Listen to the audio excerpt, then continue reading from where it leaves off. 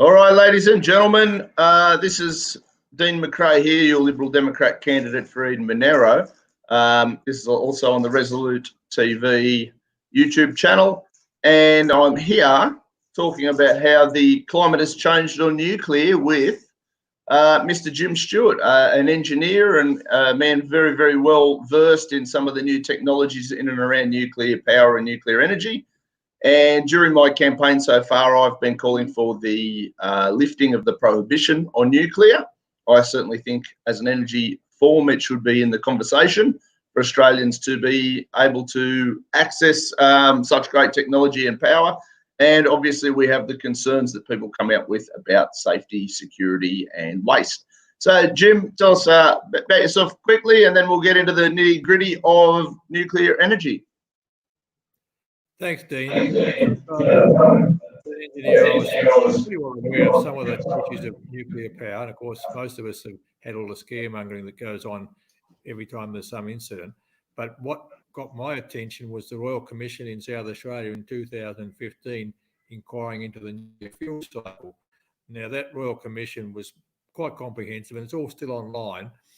But the point is that at that time, it was getting the usual negative media coverage, but the evidence that they were putting into that Royal Commission, particularly by the corporation called General Electric Hitachi, which is a partnership between General Electric in the US and Hitachi in Japan, who are wanting to build new nuclear reactors which are unique in this very important respect, that they recycle used nuclear fuel over and over again until what's left over is not the highly radioactive waste, which everybody thinks is dangerous and has to be buried deep in the ground for thousands of years. The waste that's produced by that recycling is really no more dangerous than the stuff that's being dug out of the ground in the mine called Olympic Dam in South Australia, which is what the South Australian government, then a Labor government, was wanting to get more value out of. And the sad thing is that even though that evidence was there, it was not used by the Royal Commission, which went ahead and announced that it wanted South Australia to become a place where we could bury the rest of the nuclear waste. And the point was we didn't need to bury it, we could have actually been recycling it. And that's what got me started in 2015. Since then, I've been using every opportunity to put information into government inquiries, including one by the Senate in 2016, and most recently by the Commonwealth Government inquiry run for Angus Taylor. So everything I'm able to talk to you about now is actually available online, and it's still there. Well, what we'll do, Jim, is all the information, the detailed information, we'll put in the description box of the channel so that people will be able to click on and follow the links. So, you know, we're not just spruiking an idea here. We're gonna share the evidence as much as possible. Now, I've looked into this PRISM technology, which is what these new little recycling reactors are.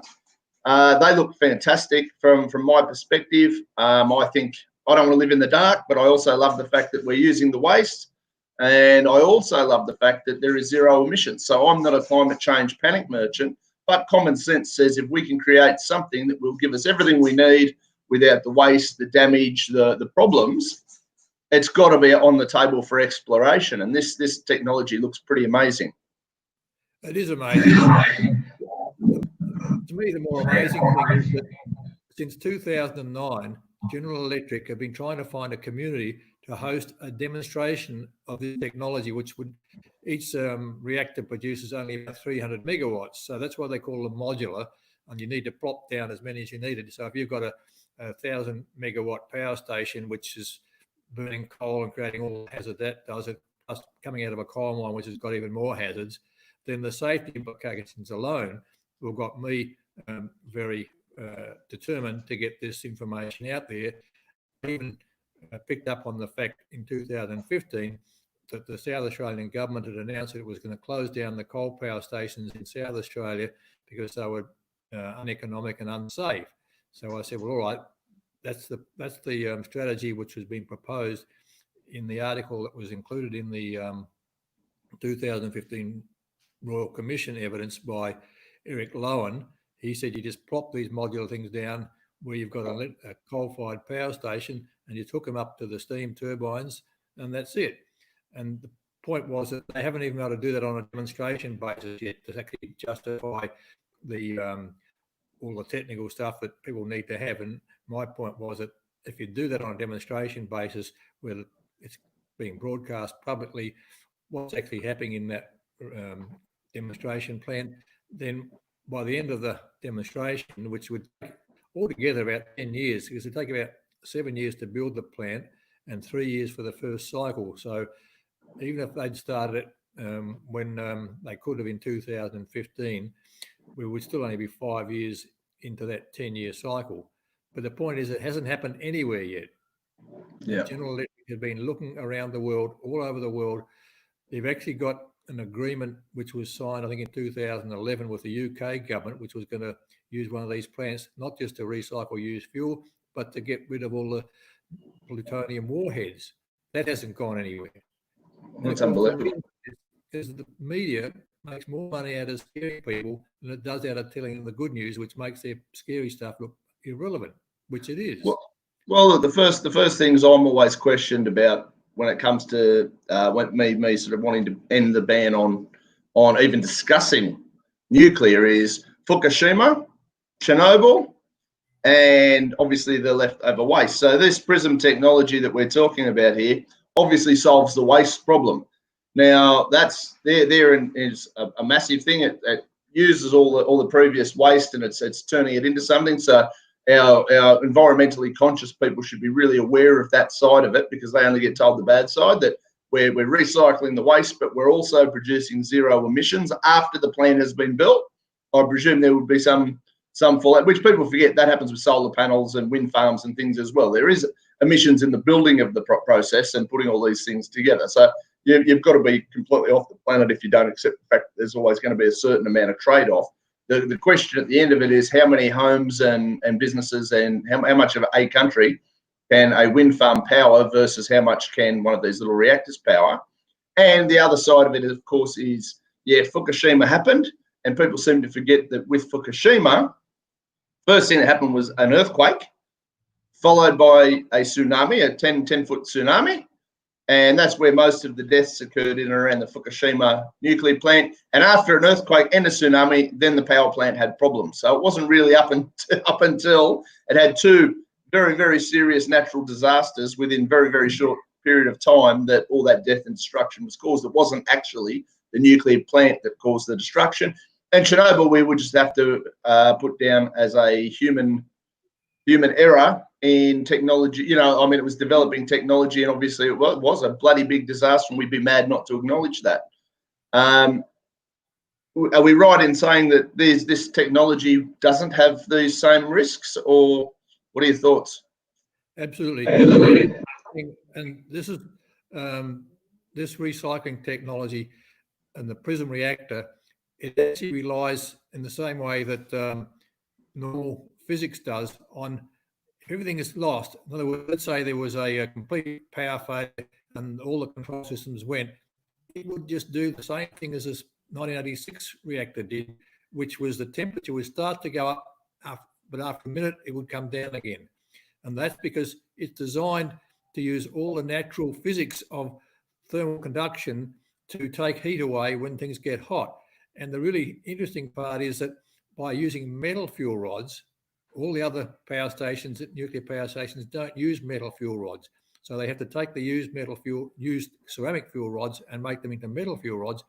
And the cute thing about that is that metal expands faster than ceramic stuff does, which is normally a problem. But if you make the reactors the way the PRISM one is, when it expands because it's over the reaction going too fast, the actual chain reaction stops because there's not enough neutrons getting from one fission one atom to the next atom could be make the chain reaction. So you actually lose the process, actually stop itself. No interference from anything. It's just nature doing what nature does, and you can do nothing to make it change. And on the other point about safety, this goes back to the 9/11 when the planes were crashing into New York. they've decided to make these reactors so they're actually under the ground. You dig a hole in the ground and put the reactor down under the ground. I think it's about 10 meters from the surface of the ground to where the top of the reactor is, so that even if you had a nuclear war, the reactor would not be release radioactive waste. It would just be smashed to bits and just sit down there until somebody decided what they're going to do with it. So yeah, it's safer than anything that's ever been conceived, and yet they are still not able to demonstrate it. And that's the scary part, that it was 10 years ago that they started to look for host communities, and I thought we might be able to offer one here in Australia, because the old power stations in Port Augusta were being retired in 2016. Since then, I've been putting all this information out to all the inquiries that I can. And most recently, the one by Angus Taylor's committee into the prerequisites for nuclear energy in Australia.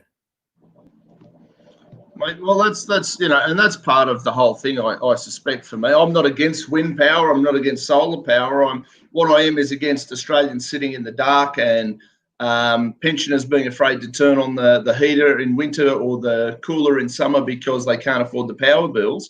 We have some of the most amazing resources available in this country, yet somehow our power bills are some of the highest power bills in the world.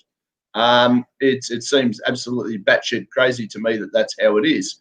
Now, obviously, once this technology was set up in theory, and another point of note is Australia is so geologically stable that it's probably the perfect country to be trialling stuff like this. We don't have regular earthquakes. We don't have regular tsunamis. We don't have regular, we're very, very lucky, geographically speaking. We're such a sturdy piece of land that, it almost makes sense for us to offer the first trials to see how it all goes. Now, these PRISM technologies, Jim, how many houses, for example, how many square kilometres, how much power do these things generate in theory? Well, each one, they're called modular. I'm getting a very big sound feedback here. I don't know whether you're in, but they are called modular. The whole idea is that the reactors themselves are made in factories. They're not built on site the way all the power stations in the past have been. And in order to make them small enough to build them in factories and time whether the power station is going to be built, they are limited to a capacity of 311 megawatts each PRISM reactor, which is not very much. Most power reactors are hundreds, even thousands, especially nuclear power stations. Even coal power stations are usually thousands of megawatts. That's because they're trying to get the economies of scale of building one big super construction. Whereas modular things, it's just like anything else. If you can have lots of cheaply manufactured things and just ship them out to where they can be used, they can be very economical. The other thing you've got to worry about is the site construction issues, and that's obviously mainly civil works rather than anything to do with the reactor. So you can go ahead and construct the actual civil site and then just start sticking the things in it. The simplest analogy I can think of is that if you have a laundry and you want to put a washing machine in it, you have to have a washing, all the plumbing and everything there. Then you just buy a washing machine and put it all up, and there it is. Except that it's slightly bigger than a washing machine. The one in the laboratory in 1986 wasn't much bigger than a washing machine, but the one that they're wanting to build now and turn them out and send them wherever they need to go is, as I say, big enough to be carried around in trains and trucks, and that's about the size of them. Right. So, in theory, all right, the town my hometown's a good example. Let's say 4,000 odd people live in this little town. So how many of these reactors, say we took everybody off the current system and we replaced the energy with these PRISM systems, how many of these reactors, how big, and how much waste would they use to make it all viable? Let's just say money wasn't the object for this stage, just say they had the technology and they went, how big one of these things would they need to sit in town or wherever to generate enough electricity for everybody? Well, remember that generating the electricity has to be connected to a grid. So what you'll be doing is putting it down wherever there's a grid already able to take at least 300 megawatts, because that's what it's designed to operate at. And like most of these systems, including coal, you don't want to run them on and off because the load is not, it can't run at full capacity. So you look at sites where there's already at least 300 megawatts and probably double that, so that what you actually have, because remember that when you have to refuel it, it actually goes offline for a while. So the way they envisage it is that they'd make these things in pairs, and at any one time, both of them would be on most of the time, but occasionally one of them would be taken offline while they took out the old fuel, recycle it and put it back in again. I don't know how long it would take, but it's probably of the order of weeks or even months. And so that, and of course, this applies on a larger scale to coal-fired power stations. Right now, there's coal-fired power stations which are offline because they have to have maintenance, or at one particular power station, there might be several generators and only one of them is online and the other one is offline. So that is back to your point about the smallest location you can put them into really depends upon the grid that's already there. And of course, you're probably aware that at the moment, Australia's grid, at least in the eastern states, has all got interconnectors. So that if something's going wrong in South Australia, which is what it was after the events back in, I think it was 2016, they can take electricity from Victoria, which is being generated by coal, or they can take it from New South Wales, where it's be coming out of the hydro. So the actual scale of the grid is the critical thing in terms of where you can put them down now. But what will happen, this is how my interpretation is, that what will happen is that places which at the moment don't have much power requirement at all will realise that this electricity is going to be so cheap that people want to start adding value on site. And this is particularly relevant for remote parts of Australia where we ship even things like cattle thousands of miles before they get put into an abattoir or put on a shipping centre. If you could have the enough power, enough resources to do those things in somewhere in central Australia, then you could have a nuclear power station running an abattoir and all the things that go with that, making meat processing, heaven knows what, because this electricity is intrinsically safe and it's also very economical. And getting back to the economics of that, the thing which was put into the Royal Commission by the General Hitachi is that there's the order of $100 billion set aside to bury all this used nuclear fuel. Now, once this has been proven that you don't need to bury it, you just recycle it, that money can be used for anything.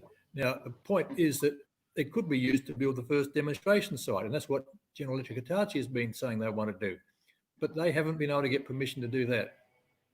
Now, from your understanding of it, Jim, so in theory, if they build one of these reactors, so all the waste, so a lot of people contacting me at the moment going, well, what about the waste in the big holes that are all around the place?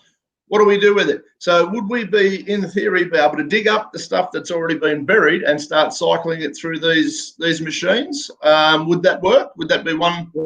As a matter of fact, none of these things have been buried yet. There's only one country in the world which has dug a hole designed to take all this waste and leave it there for thousands of years, and that's Finland. And they're supposed to start burying some this year, but as far as I know, they still haven't started. They've got nuclear reactors, and they've got many years of nuclear waste piled up in their power stations where they've been told to hang on to it until we can bury it. And that applies around the world. The people who've got nuclear power stations now, and of course Australia doesn't, they are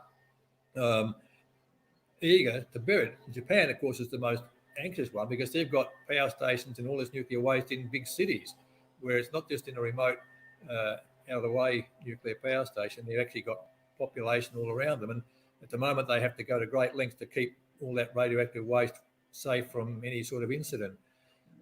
So. So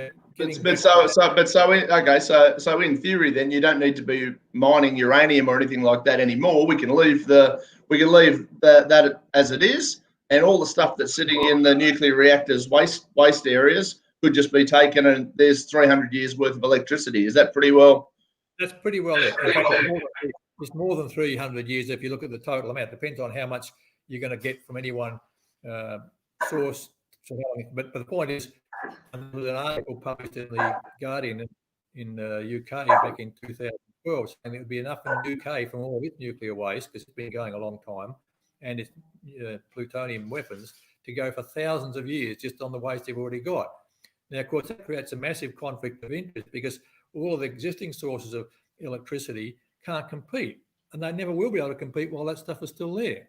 Yeah. So essentially, for all the green, really, and I don't want to call them the greenies, but you know, for those people who are very environmentally concerned, this by rights, once the plants were built and developed, could in fact cause us not to need to go digging into the earth and digging out uranium, because by rights there's probably enough already above ground that could run just about everything we need running if we had this technology. Yeah. How long it would run would depend on how many of these with no regular emissions being produced by using it either, because it's zero emission technology. Yeah. Yeah, that's correct. So Mate, the real question is how long we would need to go before we had to start doing something else to get the recycled fuel, because obviously that there's a finite resource, but in the UK's case, they said it would go for thousands of years. So clearly nobody alive today, or even their children and their grandchildren and great-grandchildren, has to think about it. The only people who have to think about it are going to be around sometime in the 22nd century. And you would have to imagine that that should really drop the prices of power for everybody, because we've already got the resources, we're just recycling it, which is what everybody's hooting and hollering about, how we need to recycle more. And I mean, the argument there would be, does that shut down the mining industry? I imagine no, not really. It would just create a different system.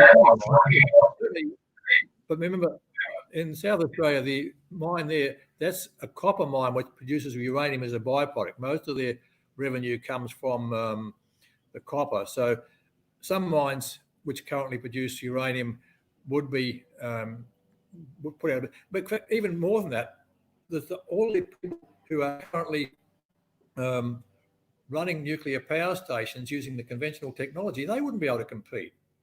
They would find that their electricity is so much, because they have to buy the stuff that's come out of the ground, gone into a what they call a I'm trying to think of that, they increase the radioactivity by I've forgotten the name of the technology, but basically there's a lot of processing goes on from what comes out of the ground to make it into conventional fuel, and that means that all that technology becomes redundant for that amount of time. So and of course it applies to everything else that's used to make electricity. We're talking about coal in Australia. That's the most dangerous thing there is. And the rest of the world is. So if you just focused on the coal mines and put them down so that you get the maximum safety benefit, it would probably take decades for all the coal mines, because building all these reactors is going to take years once the first one has been proven. So within maybe 20 years, all the coal mines would have been replaced by nuclear ones on the same sites, producing no waste. So all of a sudden, not all of a sudden, but each site would suddenly go from being a coal burning site to a nuclear and emissions-free site. And that's what people have been trying to do ever since they realised it, and try to get the media and the press release in 2009 in the US, which went nowhere. And this is what's driving me nuts. It's just enormous vested interest, not just in the media who try to scare people, but in all the other suppliers of energy to make electricity. They know that they're going to go out of business within a decade or so once this stuff has happened. It is frustrating. Now, I know our MLC with the Liberal Democrats down in Victoria, David Limbrick, he's a very big advocate for nuclear, or ending the prohibition on nuclear. It was he who actually coined the phrase, the climate has changed on nuclear, and he's been a huge advocate for it. And I'm very supportive of his stance on it, and the homework that he has done, and obviously the homework that you have done. The question, I suppose, is we obviously have a poor marketing department in nuclear power. We can sell solar panels, which have an enormous amount of waste. The waste for solar panels, we buy them from China, so they just leave the waste components over there, so we don't see them in Australia, which seems silly. People don't seem to acknowledge that, you know, they call it global warming. They don't call it just in this corner of Australia warming, you know, like it is a global concern for people. But this stuff seems to solve all of those problems. Now, if we've got the opportunity to solve all these problems, and there will obviously be jobs created where people from mining industries or coal-fired power industries move over to this sort of technology. We're reusing all the waste. It seems like a pretty big win to me.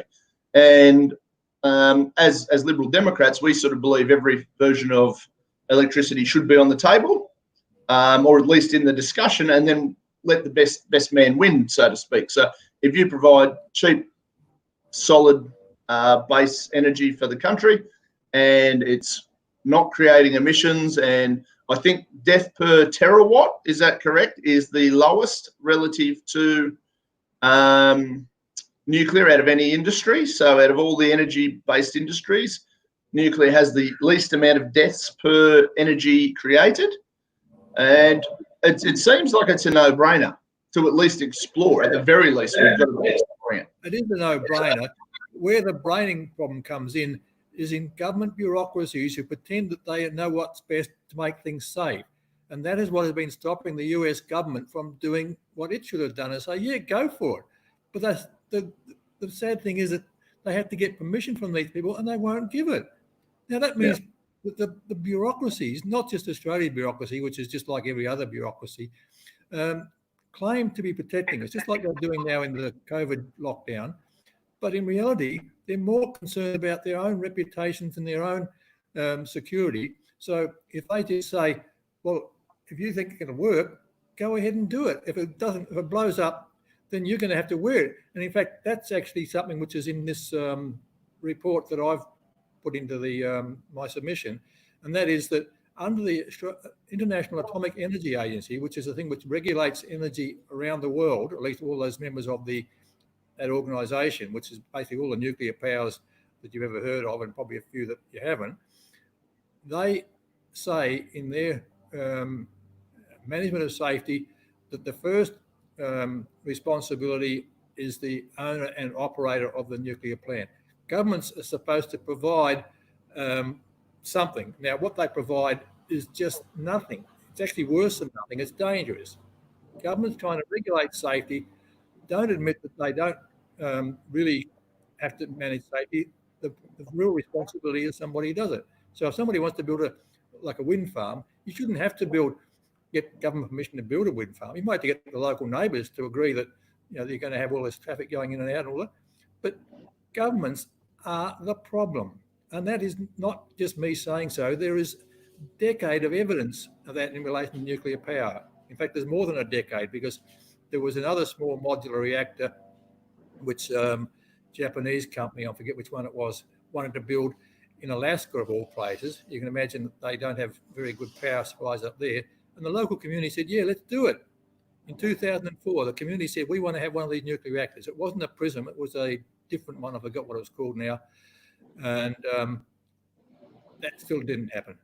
So you can have a community willing to host a nuclear reactor, and the government, which is supposed to say, okay, it's safe, you can do it, they just said, no, we're not interested. You just can't do it. Which look, the fear mongering around the whole thing is the bit that concerns me the greatest. There's obviously a lot of vested interest groups, and that worries me as well. The government, look, I agree 100%, and I think most libertarians, Liberal Democrats, and I think a large portion of the Australian population are in the same boat. The question I guess we have for after that is, are they doing it for our safety, which I always question, or are they doing it for their own bum covering? I mean, that's what it is. There's a lot of fear associated, but is it a real thing, or is it just fear driven? And I'd like to see it all simplified and opened up for at least exploration and a bit more of an honest public perception for the whole thing. So if we could release it to the public and say, actually, here's the technology, here are the facts, not just the fears, and go from there, I think that'd be amazing. Well, the short answer to the question is like you'd probably do with this. But until enough people go to their local members of parliament and say, why the hell is this thing being sat on for so long? Why is the Australian government not even lifting the ban on nuclear, even though their inquiry recommended that it should be, and put a qualification after the best technology? How the hell are you going to know what the best technology is? Because you don't until you let the market work it out. Well, and how do you know if you don't give it an opportunity or let people figure it out for themselves and run fear-mongering campaigns?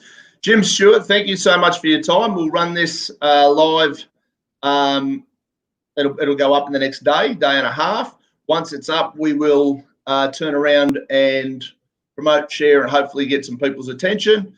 And look, thank you so much for your time. We'll talk again and we'll do a follow-up. So thank you very much, Jim. Look forward to working with you further. One last thing. I mentioned to you that I'm trying to get the coalition to come clean, and I've actually been putting that information into the coalition candidate there in Eden Monaro, and hopefully she will be putting the pressure on her own colleagues to say, why can't she run with a pro-nuclear? Just all you got to do is say we're going to lift the ban. Do you think she will? Mate, look, I hope so. I've got a bit of grief this election for putting the coalition as far down the bottom of my how to vote cards as I have. I've put all four big parties towards the very bottom because I don't think they sell what they should be selling, or I don't think they do it as honestly. From what I understand, the LNP candidate's a lovely woman, but I also think she's beheld by party ties that limit her ability to do the things that she may or may not believe in. And I think all the big parties have the same problem, even some of the smaller and medium parties have the same problem. It's all about towing party lines, not necessarily pushing things that you believe in. Fortunately, I'm a member of a political party that actually allows me to be myself and look into, explore and promote the things as long as it fits in with the principle of the party. I'm allowed to operate sort of freely, which is why I support the Liberal Democrats the way I do. So look, Jim, thank you very much. I hope we can get some traction on this project. Everybody tune in, check out all the links that are going to be in the description, and let's catch up with you again in a few months' time and see if we've managed to make any headway, mate. Thanks very much. Thanks, Jim. Bye. All right, beautiful, mate.